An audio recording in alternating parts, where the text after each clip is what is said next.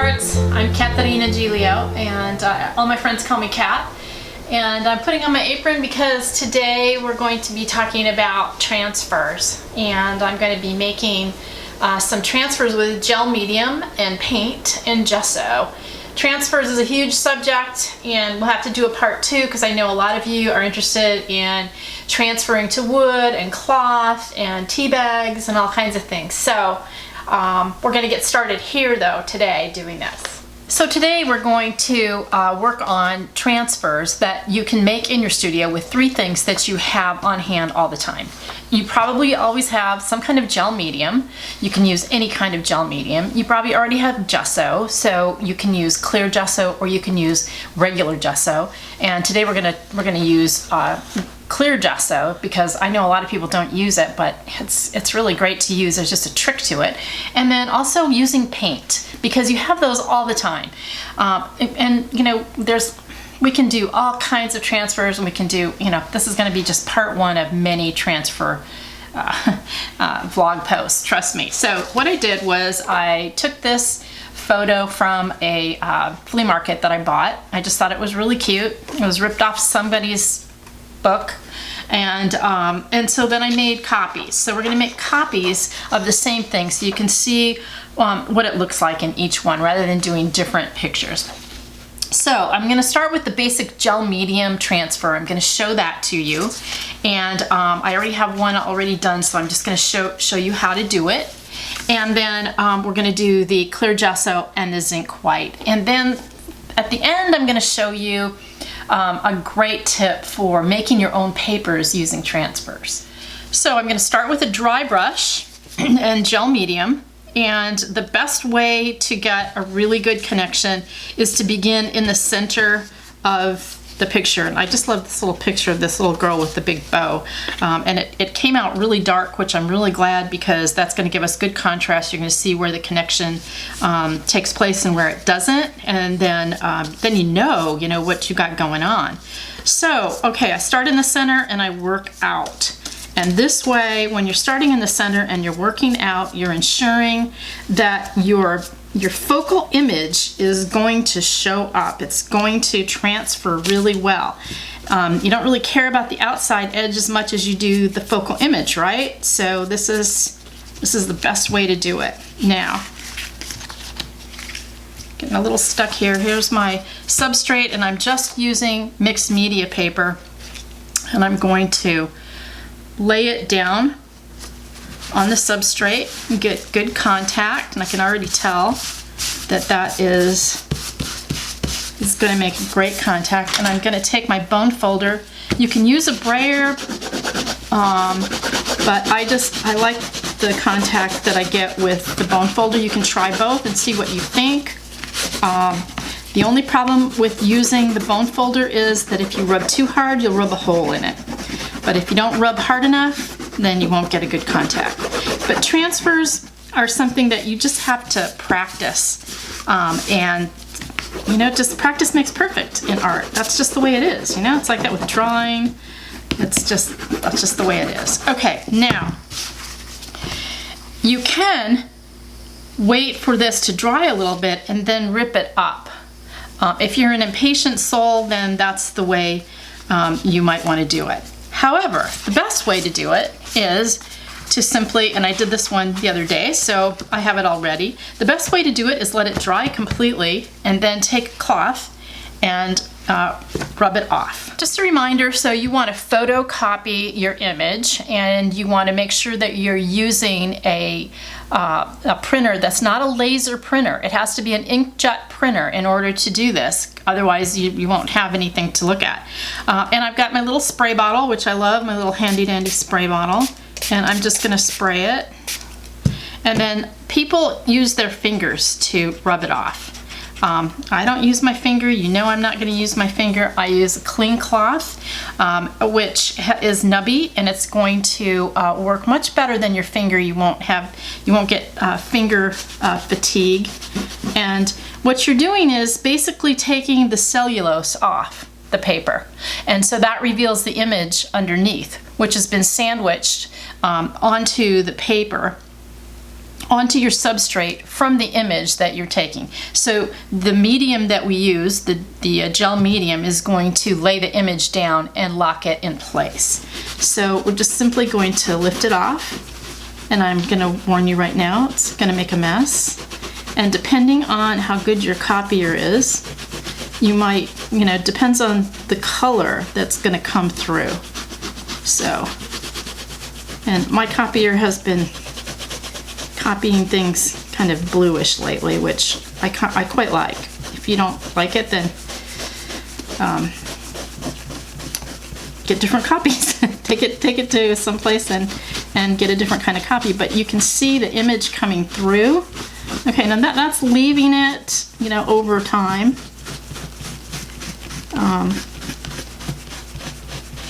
It's been left a couple of days, but you can see that it's coming through really well. So that's gel medium, and that's how easy it is to use it.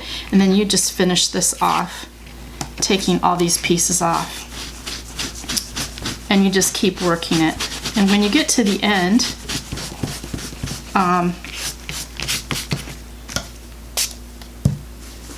and you have all the cellulose off, and you can tell that in clean light. Also, you can feel that the cellulose isn't there anymore, and that you're just down to the picture. And you don't want to rub too hard, or you'll take your image away, and you don't want that. So, okay, so that's gel medium. And that's how easy it is. So just one coat, slap it down there, and bray it. Okay, we're gonna move on to clear gesso. Okay, so we're going to be using clear gesso. Now you could use white gesso, that's just really easy to use.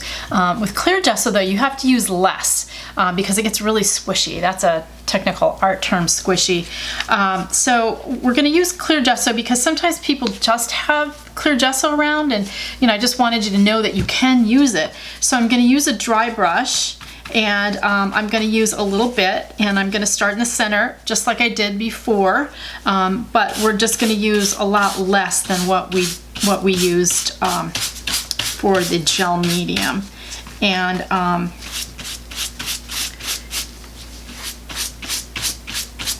you can see that the ink is already starting to come off, so that's why you don't have to use a whole lot, and you're just going to lay it down just like before and bray it. You can already see the image coming through. I hope you can see that. Turn it around so you can see the little girl. And I'm going to get a really good contact with my hand. And then we're going to bray it.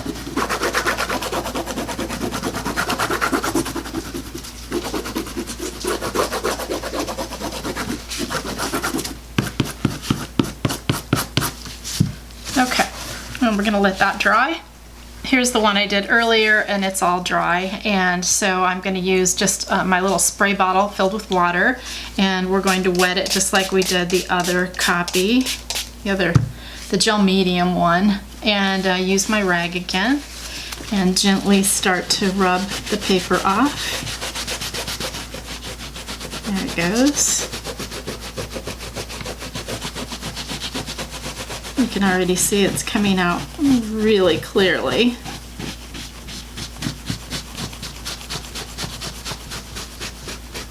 If you use too much of the clear gesso, it's going to squish out the sides. It's just going to run out.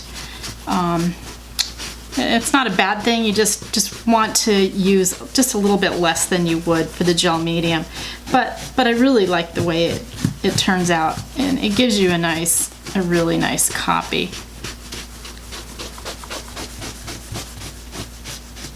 Okay, and as I said when we did the gel medium one, when you get it completely done, then you can just take gel medium and go over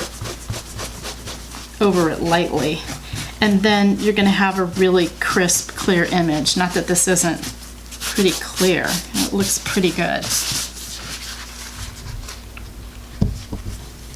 And you just finish, pulling it off like that. Okay. All right, we're going to move on to Zinc White. So you can use paint to create transfers, and of course you have to use the lighter colors, obviously, and my favorite to use is Zinc White, which you can see the little paint chip at the top. You can see the black lines coming through it. That'll tell you that it's not opaque and that it's going to give you a really good transfer. Now the difference with this one is you're going to use the same technique, but you're going to make a paint sandwich. And that means that you're going to have to, and I'm going to pour this on my palette and get it ready. You're going to have to put the paint not only on the copy, but you have to put paint on your substrate as well, so that the paint and the image are embedded. So I'm going to start in the center just like I did, paint out. Sorry, I have to hold the paper down. Okay, let it curl. It's going to do that. And then paint your substrate. Now, you don't have to use paper, of course. You can just put it right into your journal or whatever. And we'll talk about different substrates and applying them to glass and wood and tea bags and all manner of other things. Okay, so paint sandwich. You make sure to paint both the copy and the substrate, and then you're gonna use, and it's gonna squish out a little bit on the sides. There it goes, because I used quite a bit. But and it's really important to get good contact with using your bone folder or your brayer, because if you don't, then a vital part of your image might not connect, and it looks funny when your image doesn't have a head, or you're trying to transfer flowers and there's no flowers there. So, okay, and then we would just let this dry, and I have one already made that I worked on previously. And so again, we're just going to use the spray bottle, and you can see the image coming through.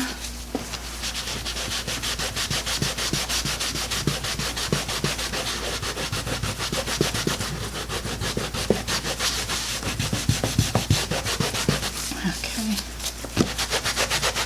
a little harder.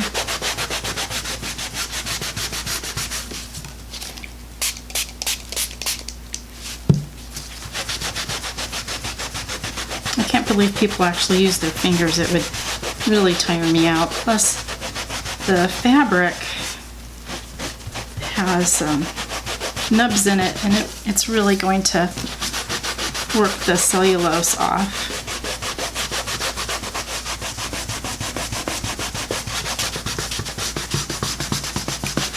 And what I like about using the Zinc White is that you get real clarity. You know, I'm hoping you're going to be able to see it, but because it's such a light paint,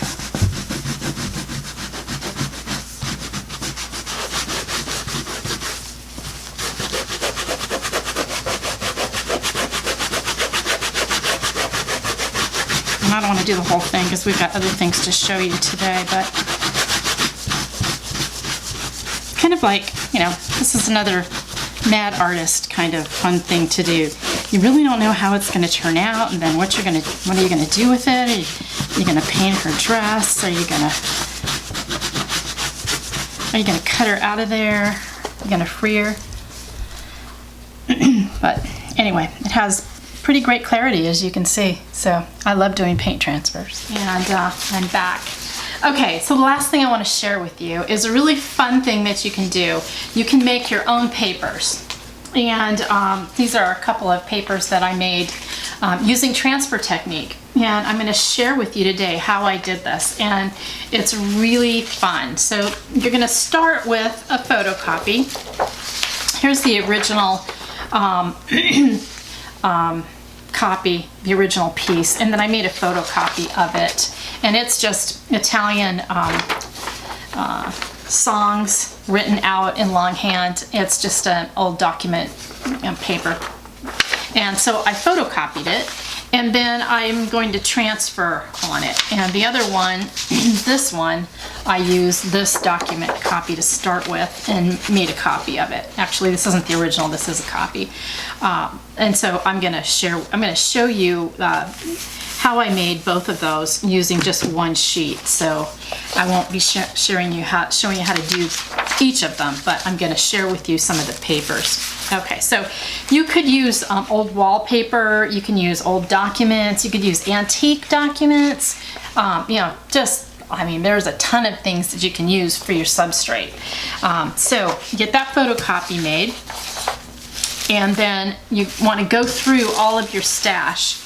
And we're looking at really cheap wrapping paper for tissue paper that's kind of,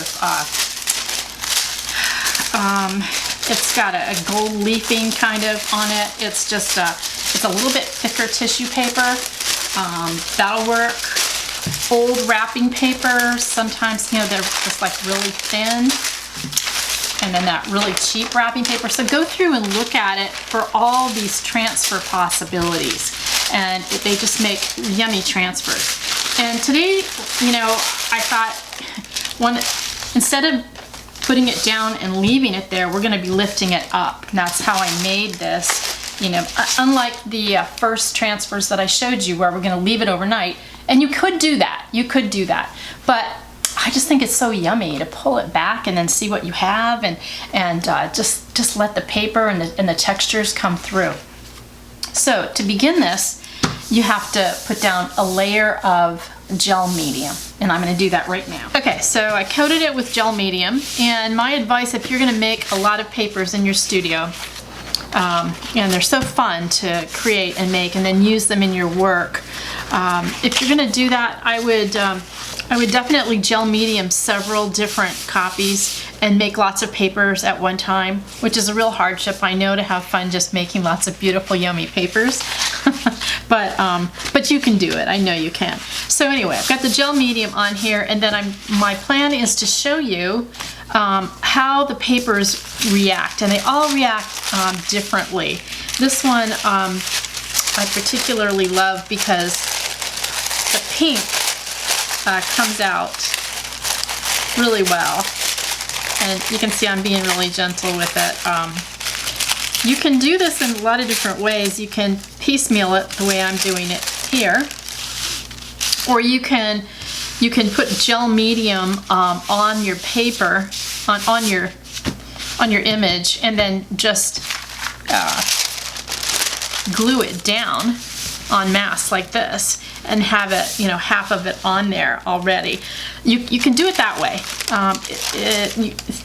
You know, your results as you pull it back or lift it off, whichever you decide to do, will be, you know, varied, because some of the areas won't stick quite as well when you're doing a larger surface like that. So smaller surfaces and patching it together it is a really easy way to do it, and it's really fun.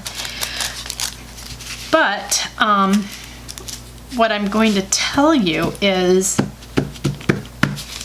that if you don't gel medium your page first, and you don't have to, and remember it's really, really delicate, so so you have to be really careful, it will tear. If you don't put gel medium down first, then what's going to happen is when you start rubbing back, you can literally rub through your paper. So you're going to plasticize this just slightly so that it will stick to your substrate. And then you're going to wait and see if you can lift it off and just slightly burnish the back, and we still can't lift it off, and we have to have a corner that's up so you can pull it back. And if you forget and you glue the whole thing down, just remember you can take your little spray bottle and spritz it, and it's going to come right up. But this technique is really great for actually just pulling it back, which it isn't coming out yet, but it will. Okay, so pulling it back, and some of it will stick.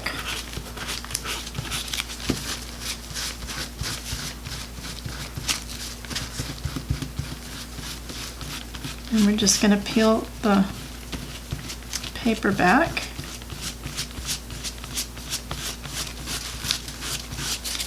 And I'm going to use my cloth.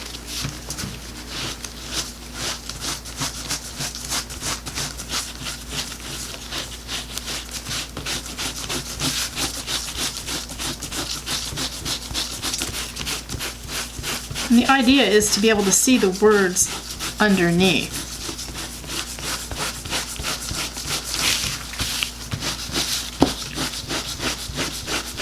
Okay, so that's how this paper works. Now they all work differently, and what you're going to have to do is just experiment in your studio to see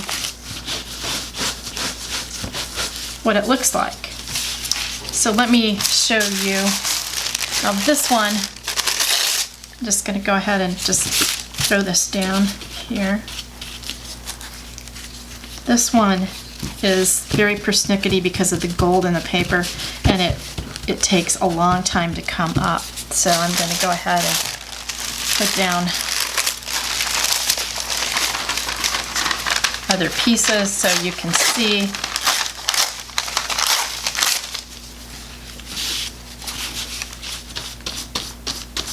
And I'm just putting anything down so that you get the idea. But you can use all different kinds of, I'm looking for my brayer now that has disappeared from the desk.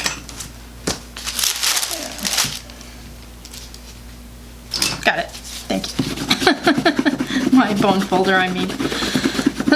So if you use a wrapping paper that has a pretty good coating on the back, then you can go ahead and do it this way. Oh, and here, this one's gonna lift off even better here now.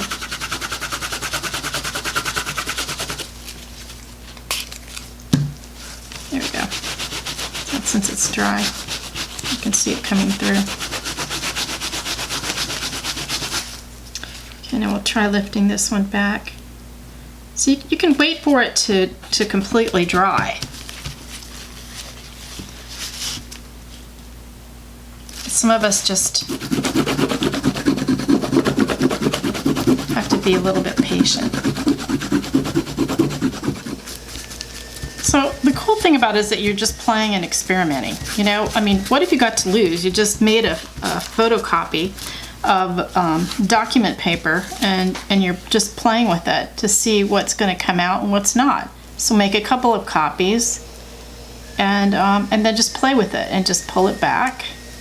And if you have to wait for it to dry to get the image to come up, then do that. So it's just about having the freedom to experiment and try new things and maybe make something really fun and beautiful.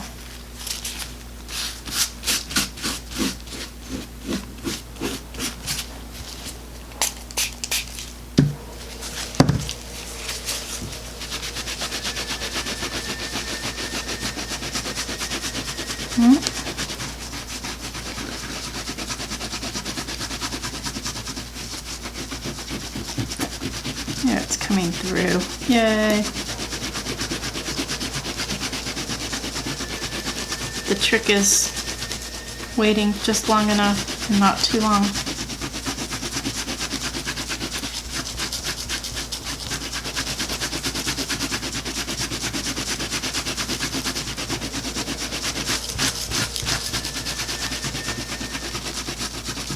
Now, when you get to a certain point,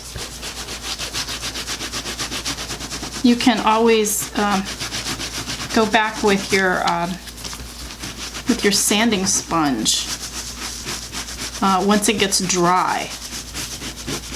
And I love it when the little holes show up in that like that, because I think it looks so cool. It looks like old antique wallpaper, and that's the look that you're going for. And you can see the image coming up the pine cone.